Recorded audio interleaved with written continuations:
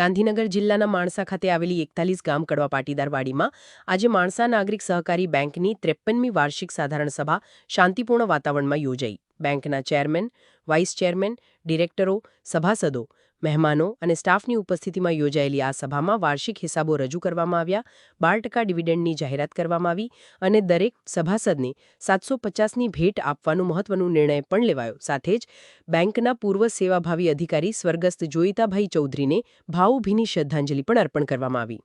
માણસા શહેરની 41 ગામ કડવા પાટીદારવાડી ખાતે માણસા નાગરિક સહકારી બેંકની 53મી વાર્ષિક સાધારણ સભાનું આયોજન કરવામાં આવ્યું હતું।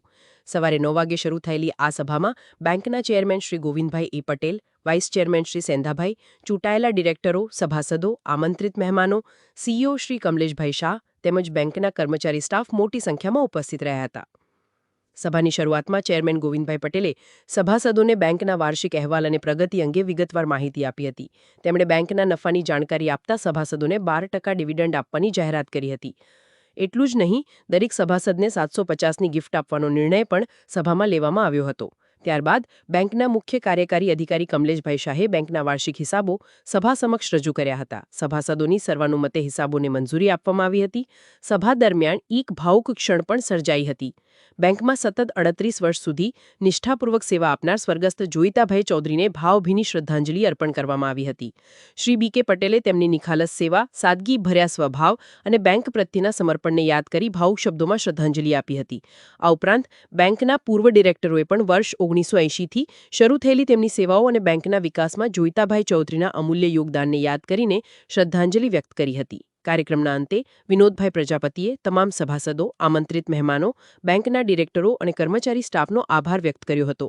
સાથે સ્વર્ગસ્થ જોઈતાભાઈ ચૌધરીને ફરી એકવાર શ્રદ્ધાંજલિ અર્પણ કરીને આભાર વિધિ પૂર્ણ કરવામાં આવી હતી। ત્યારબાદ સભાસદો શાંતિપૂર્ણ રીતે વિખેરાયા હતા। આમ માણસા નાગરિક સહકારી બેંકની 53મી વાર્ષિક સાધારણ સભા સફળતાપૂર્વક અને શાંતિપૂર્ણ માહોલમાં સંપન્ન થઈ હતી। માણસા નાગરિક સહકારી બેંક દ્વારા સભાસદોના હિતમાં લેવાયેલા નિર્ણયો અને બેંકના વિકાસ સાથે વર્ષો સુધી સેવા આપનાર કર્મચારીને અપાયેલી શ્રદ્ધાંજલિ આ સભાનું મુખ્ય આકર્ષણ બની રહી। કેમેરા પર્સન સાથે ઓસ્કાર ગુજરાતી ન્યૂઝ, ગાંધીનગર। પૂરા થયેલા નાણાકીય વર્ષના ઓડિટ થયેલ હિસાબો, સરવૈયા, નફા નુકસાન ખાતું અને માહિતી વ્યવસ્થાપક સમિતિને મંજૂર કરેલ અને આ સભાની મંજૂરી માટે ભલામણ કરેલ છે તે વ્યવસ્થાપક સમિતિ વતી હું આપ સમક્ષ મંજૂરી માટે એકત્ર રજૂ કરું છું। બેંકિંગ સેવાઓ પૂરી પાડતી આવે છે।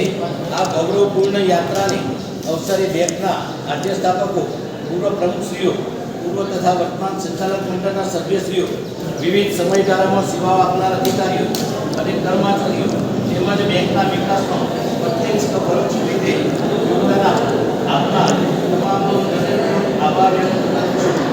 જ્યારે વિસ્તારમાં આર્થિક સામાજિક વિકાસ